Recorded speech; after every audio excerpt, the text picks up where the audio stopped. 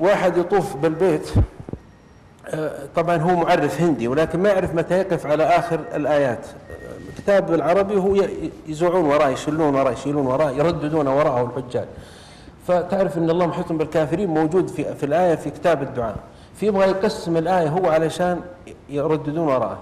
قال إن الله محيط بالكافرين، قالوا إن الله هامو هي طنب الكافرين هم يشيلون. قال أنا بعطيك شيء، يقول ابن عثيمين، قال كنا نطوف وإذا واحد شرى كتاب زاد المستقنع الفقه هذا يحسب انه كتاب صغير انه دعاء، لأن العجم كل ما يحصل كتاب شرى وراح قراه ويرددون وراه.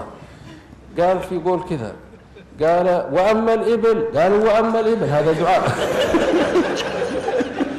لأنه في زكاة الإبل إلا في نحر الإبل يعني في أضحية، فينحرها، قالوا فينحرها ويبكون الباكستاني وراه والهنود قائمة معقولة اليد، قالوا قائمة معقولة اليد قال لأن الكتاب معهم. ويوم أخبرت الزملاء الدكتور موسى القرني هذا كان أستاذ في الجامعة الإسلامية، قال صدقني إني ورا ناس من العجم إنهم يدعونني أنا وراهم. قال اللهم لا تدع لنا ذنبا، قال ذنبا يعني ذنبا، قلت أنا إلا قطعته